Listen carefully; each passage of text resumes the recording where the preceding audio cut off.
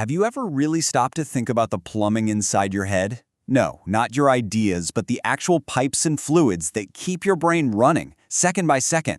See, beneath all our thoughts and memories, there's this hidden, high-stakes world of biological engineering. And today, we're going to pull back the curtain on the brain's ultimate life support system. So let's just start with this one number, 20%. Think about this. Your brain, which is only about 2% of your body weight, greedily sucks up 20% of your body's entire oxygen supply. And that's when you're just sitting there doing nothing. It is an incredibly demanding organ. So, what do you think happens if that fuel line gets cut, even for a moment? Well, the stakes could not be higher. The brain is so incredibly sensitive that any interruption in its oxygen supply leads to, and I'm quoting here, ischemic cell death within minutes. That's just a clinical way of saying your brain cells literally start to starve and die. This system has basically no backup battery. It needs a constant, uninterrupted flow, period. And that brings us to the core problem our body has to solve every single day. And here's that central challenge, feeding the brain's absolutely insatiable appetite. It needs a non-stop delivery of oxygen and nutrients, and, just as important, an equally efficient system for taking out the trash. And you got to remember, this isn't just some background process. It's the absolute foundation of everything we think, feel, and do. So how in the world does the body pull this off? How does it build a delivery system that's reliable enough to fuel the most complex structure in the known universe? Well, it all starts with a high-pressure, dedicated pipeline. Let's meet the arterial system. The best way to think of it is as the brain's personal, high-speed delivery network. It's this incredible web of vessels with one primary purpose: get that fuel to the central nervous system and get it there fast. And it's the arterial blood that's carrying the precious cargo. With every single heartbeat, it's pushing in that fresh oxygen and all the vital nourishment that those brain cells are just screaming for. It's a direct, it's efficient, and it is a life-sustaining supply line. Okay, so the delivery truck has dropped off the goods. Fantastic. But what about all the trash?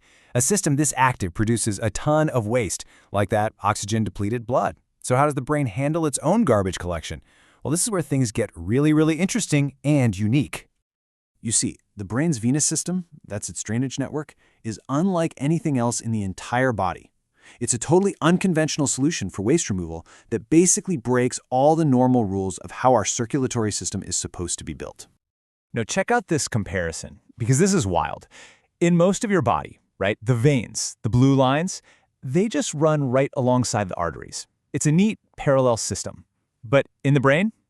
Nope, not at all. The veins take their own completely separate path, and they don't just merge into bigger and bigger veins like they do everywhere else. Instead, they drain into these special structures. They empty into these things called the dura venous sinuses. You can almost picture them as these large collecting channels, kind of like canals that are built into the tough lining of the brain. They gather up all that used, deoxygenated blood from all over and guide it on its journey back to the heart to get refilled. So we've got the high-pressure pipes for delivery and these unique canals for waste removal. But that's not the whole story. There's a third, equally vital system in play. See, the brain doesn't just sit in our skull. It floats. And the fluid it floats in is the final piece of this life support puzzle.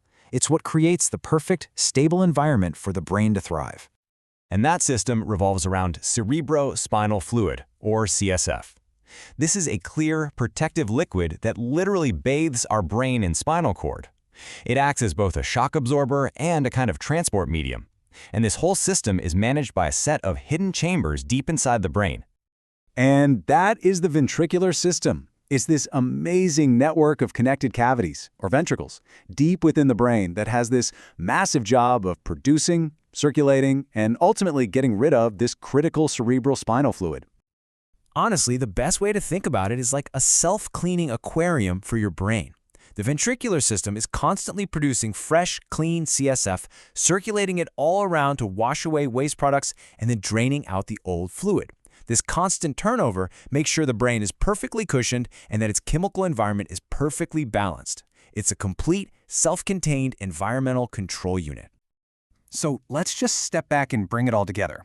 We have these three different but deeply interconnected systems: the arterial supply, the venous drainage, and the CSF.